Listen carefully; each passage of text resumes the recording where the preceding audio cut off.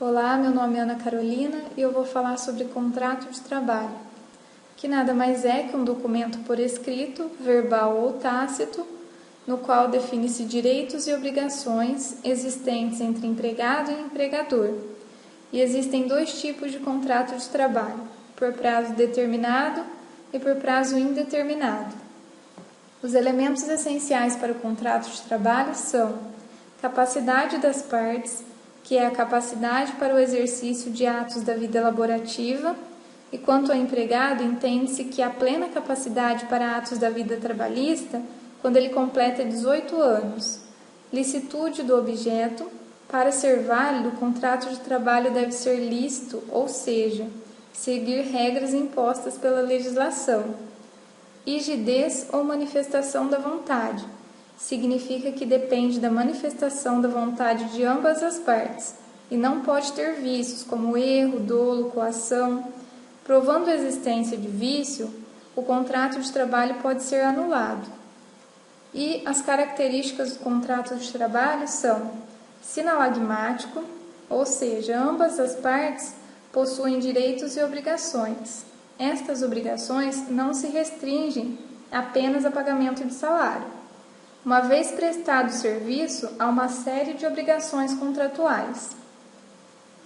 Contrato consensual é um contrato estabelecido sem necessidade de manifestação expressa das partes contratuais. Contrato de trato sucessivo, que é um contrato de caráter contínuo e permanente. E onerosidade, que significa o pagamento pelos serviços prestados. E aí galera, tudo bom? Vou falar um pouco sobre tipos de contrato de trabalho. São dois, indeterminado e determinado. São regidos pela Lei 5.452, que é a CLT. Como podemos ver no artigo 443, por prazo determinado ou indeterminado. Os dois tipos são esse. Na onde o prazo indeterminado não possui data de término, mas possui a data de admissão anotada na carteira. Caso houver uma rescisão, a qualquer momento, é necessário o aviso de uma das partes, o mais famoso aviso prévio. Prazo determinado possui início e fim anotados na carteira, quando vai começar, quando vai terminar. Se passar de 2 anos, se caracteriza como prazo indeterminado. Já não é mais determinado. Nunca confundir com temporário, que só é somente por 90 dias, prorrogado por mais 90 dias.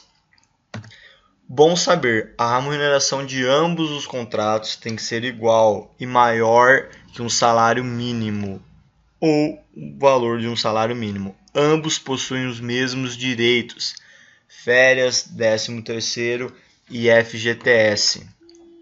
Outra coisa interessante é que, se caso romper o contrato, a parte que está rompendo, cabe à outra indenizar.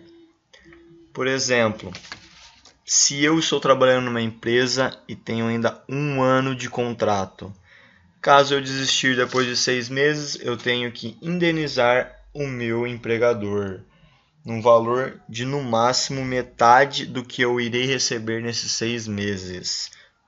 Um outro exemplo com valores: se eu irei receber R$1.000 daqui 6 meses, eu vou ter que indenizar minha parte por R$500. É isso, galera. Um abraço. Rescisão de contrato de trabalho. Conceito da rescisão de contrato de trabalho. É o término do vínculo empregatício com a extinção das obrigações entre o contratante e o contratado, ou seja, empregado e empregador. Também irei falar sobre o aviso prévio e o seu conceito. Nas relações de emprego, quando uma das partes deseja rescindir o contrato de trabalho por prazo indeterminado, deverá antecipadamente notificar a outra parte através do aviso prévio.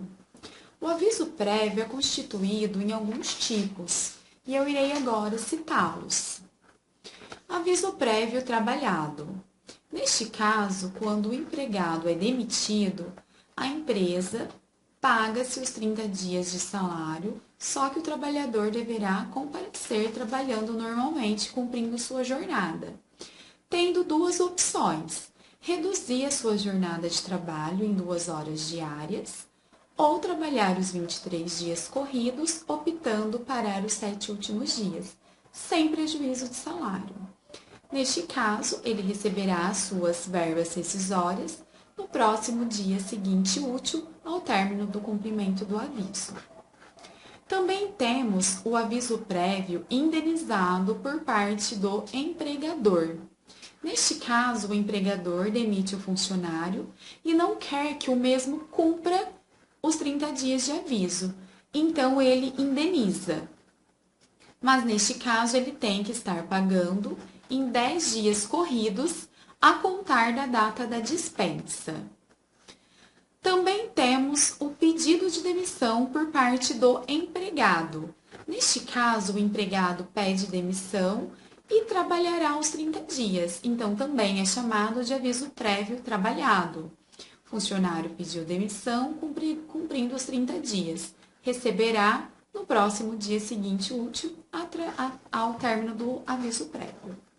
E também tem o aviso prévio indenizado a pedido do empregado, ou seja, o empregado não poderá cumprir os 30 dias de aviso, então a empresa poderá estar descontando essa indenização do funcionário, que nada mais é que os 30 dias de saldo de salário dele. Neste caso, a empresa também terá 10 dias a contar da data do pedido de dispensa do funcionário. Rescisão sem justa causa.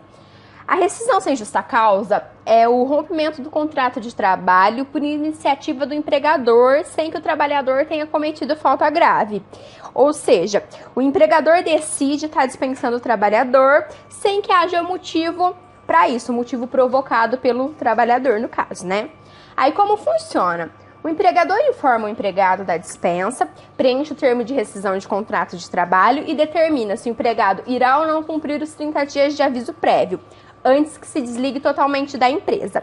Aí a decisão de cumprir ou não o aviso vai ser do empregador. O trabalhador não vai interferir em nada disso, né? Ele que vai decidir. Caso o empregador determine o não cumprimento do aviso prévio, ele decida que não vai ser cumprido, que não precisa ser cumprido esse aviso, o trabalhador tem direito de receber esses dias mesmo sem os ter trabalhado. No caso, seria o tipo de aviso prévio, né, indenizado. Vamos falar agora das verbas rescisórias, né? No caso da rescisão de contrato sem justa causa, as verbas rescisórias do trabalhador vão ser o saldo de salário, o aviso prévio, o 13º salário ou proporcional a ele, as férias vencidas ou as proporcionais, mais 1/3 das férias, o FGTS mais a multa de 40% e a multa do artigo 477 da CLT, que seria multa a favor do empregado em valor equivalente ao seu salário, devidamente corrigido pelo índice de variação da BTN, que é o bônus do Tesouro Nacional, salvo quando comprovadamente o trabalhador der causa-mora. No caso dessa causa-mora, seria o empregador vai depositar o dinheiro em tal dia, porém o trabalhador passou uma conta errada, ele vai ter que fazer o depósito novamente em outra conta certa.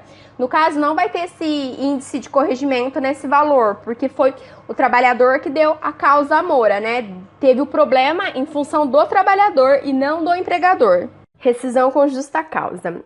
A rescisão com justa causa é a penalidade máxima trabalhista que pode ser dada ao empregado.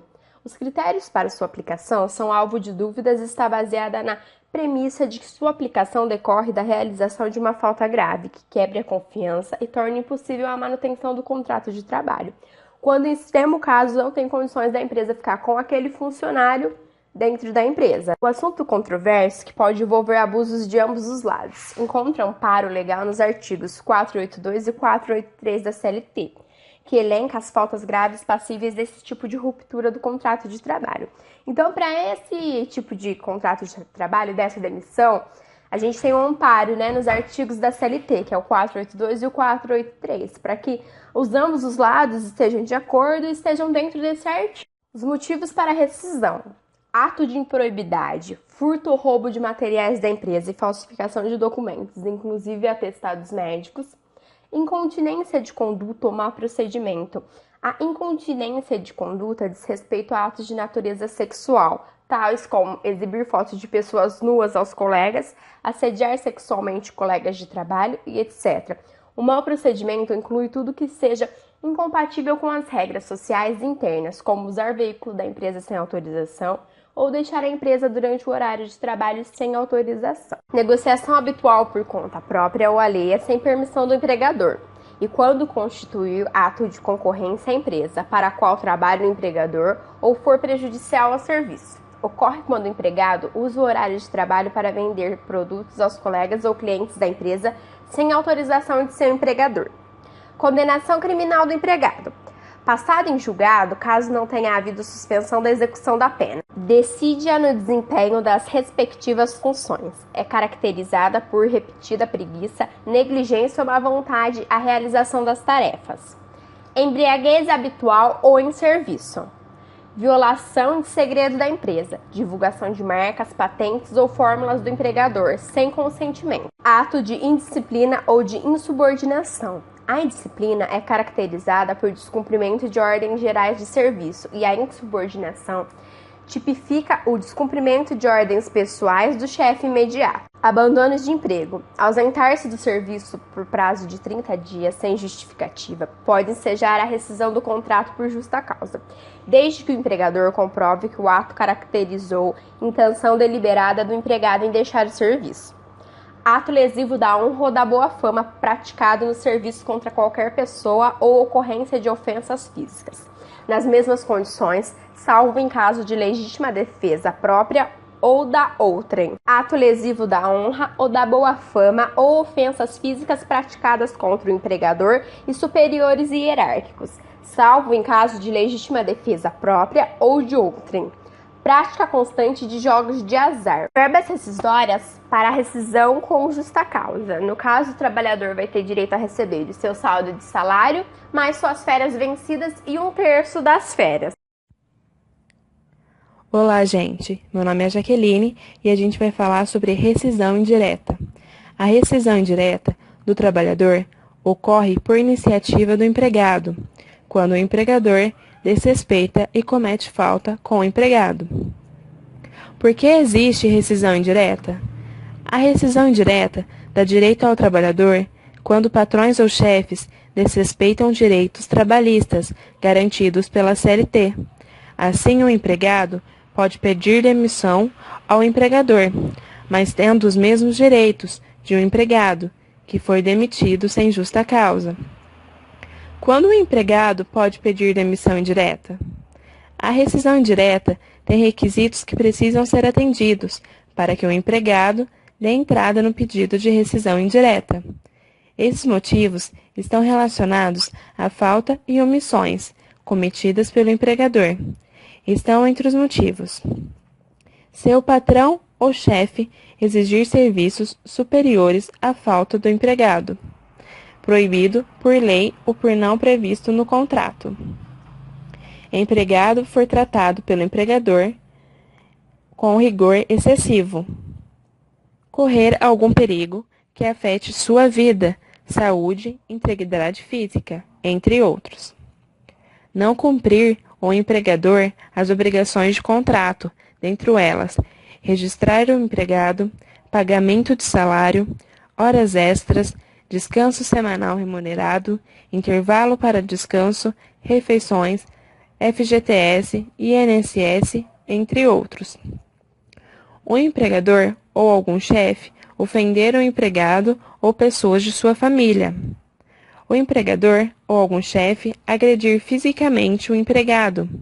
O empregador reduzir o trabalho do empregado que trabalhe por peça ou tarefa, de forma a diminuir seu salário. Não fornecer equipamentos de proteção individual, EPI. É necessário que o empregado possa provar que o empregador deixou de cumprir as suas obrigações, seja por provas documentadas ou testemunhas.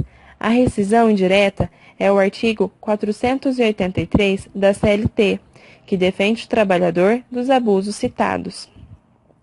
Como fazer um pedido de rescisão indireta? O modelo de rescisão indireta a ser seguido sempre vai começar por um advogado, referencialmente especializado em causas trabalhistas. O empregado solicita a demissão indireta, deve dar entrada em sua ação trabalhista de rescisão contratual, a qual deve conter os motivos da rescisão indireta e todos os pedidos de pagamentos e obrigações do empregador, às quais o empregado tem direito. Quais são os direitos do trabalhador na rescisão indireta?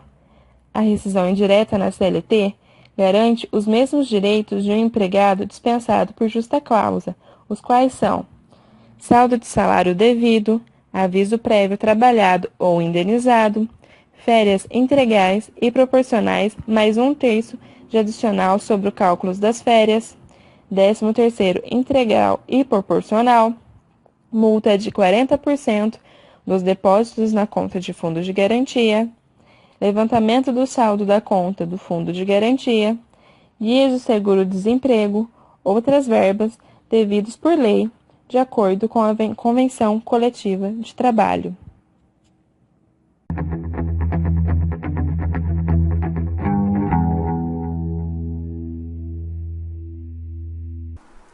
Bom, pessoal, em continuação ao vídeo anterior, vamos falar agora sobre abandono de emprego. Conforme o artigo 482 da CLT, abandono de emprego constitui falta grave, uma vez que a prestação de serviço é o elemento básico do contrato de trabalho. Então, a falta contínua e sem justificativa é um fator determinante para o descumprimento da obrigação contratual, conduzindo a uma rescisão de contrato de trabalho por justa causa. Como a lei não especifica o prazo de ausência do empregado, chegou-se à conclusão que a ausência do trabalho por mais de 30 dias sem uma justificativa configura-se no abandono de emprego. O abandono de emprego vai se caracterizar por dois elementos: o elemento objetivo, que são as faltas por mais de 30 dias, e o elemento subjetivo, que seria a vontade daquele empregado em realmente ter faltado. Às vezes pode ter acontecido alguma coisa com ele, que ele não conseguiu se justificar e não conseguiu comparecer até o seu trabalho. Então, nesse caso, o empregador ele deve usar de vários meios de comunicação para entrar em contato com o trabalhador, utilizando assim de mensagens, tentando entrar em contato via e-mail, telefone, ou até mesmo colocando anúncios em jornais. Se o empregado se manifestar em 30 dias, não caracteriza abandono de emprego. Se ocorrer dele se manifestar após os 30 dias, vai depender muito da sua justificativa para se caracterizar o abandono de emprego, sendo avaliada a justificativa dele no decorrer do processo. Então, pessoal, vamos falar também sobre as verbas rescisórias que existem no abandono de emprego. As verbas rescisórias, o empregado terá direito ao FGTS, referente ao mês do abandono e ao mês anterior, caso não tenha sido depositado, férias proporcionais ao tempo trabalhado, salário família e 1/3 de férias vencidas, caso o funcionário tenha mais de um ano. Bom, pessoal, por hoje é só. Muito obrigado.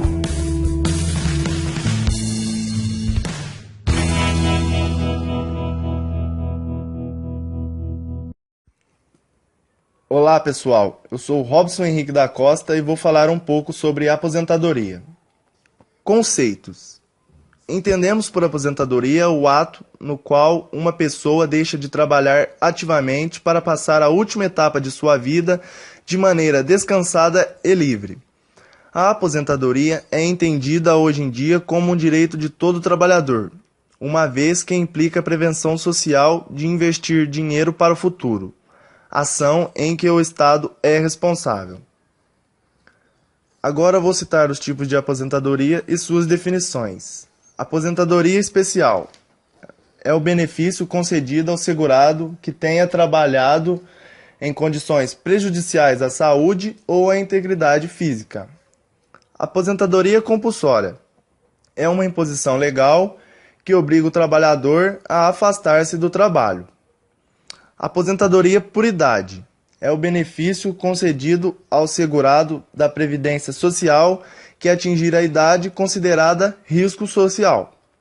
Aposentadoria por invalidez é quando o trabalhador é considerado incapaz para o trabalho. Aposentadoria por tempo de contribuições é a aposentadoria assegurada ao trabalhador que cumpriu o tempo exigido, completou 35 anos de contribuição se for homem e 30 anos se for mulher. E tem os casos dos professores que trabalham na educação infantil, fundamental ou ensino médio, a redução é de 5 anos. Agora vou falar sobre as verbas rescisórias. Quando o empregado aposentado não se afasta de suas atividades, permanecendo cumprindo normalmente o seu contrato de trabalho, caso o empregador resolva dispensar o empregado em razão de sua aposentadoria, deverá efetuar todo o procedimento típico de uma rescisão sem justa causa, inclusive com aviso prévio e pagamento de multa de 40% sobre o saldo do FGTS. No caso do empregado aposentado pedir demissão, ele não receberá a multa de 40% sobre o saldo do FGTS.